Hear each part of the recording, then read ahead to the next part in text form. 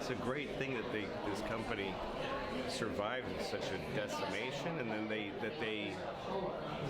keep going back to that, and it never diminishes in like the impact and the memory and the two lights going up to the sky, and I mean it's never gonna feel any less than what it is. So.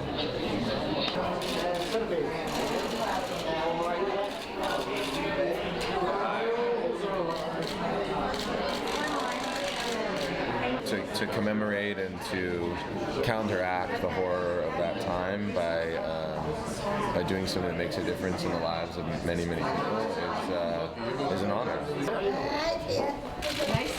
Okay, for good cause. Yep, and right down center. How are you? Until the next Cantor Fitzgerald Charity Day. Perfect, thank you. You hear that, guys? That was Dr. Ruth saying you're going to have terrific sex if you do trades today.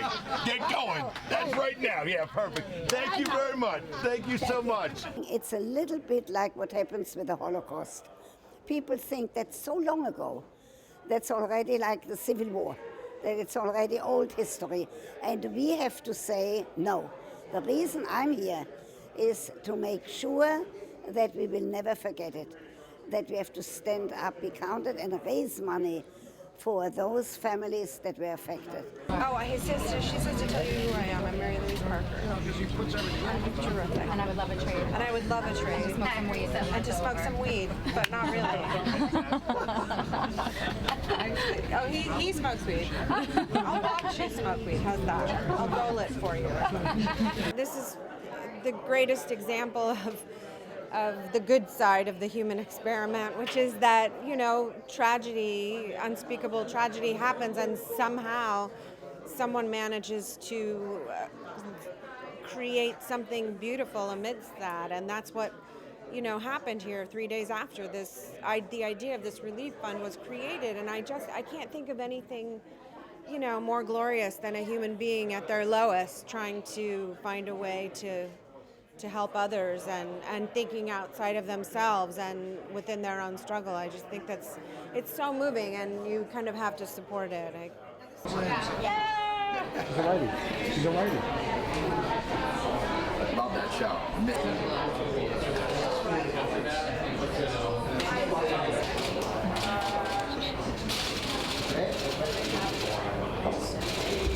One of those has got to work.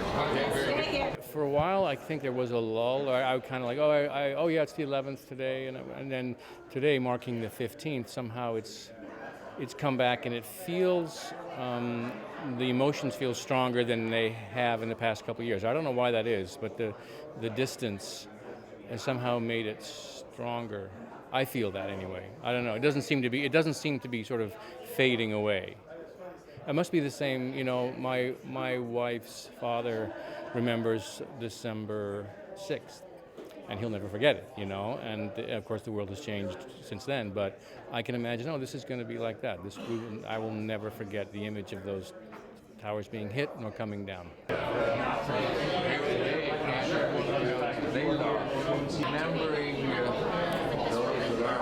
Remembering the families, Cantor's done such a wonderful job. There are high school kids, elementary school kids, who have no idea what transpired, have no idea what happened on 9/11 here in New York City and in Pennsylvania and to our nation. And we have to educate them to have them understand the gravity of that day.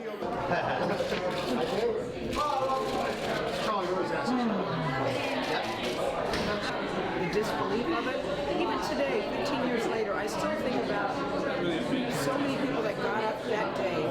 I'm glad that we have a reminder on the anniversary. I'm very grateful that they read the names on every anniversary, because it's so important to me that we never forget that it doesn't just become another news story, as happens in so many cases.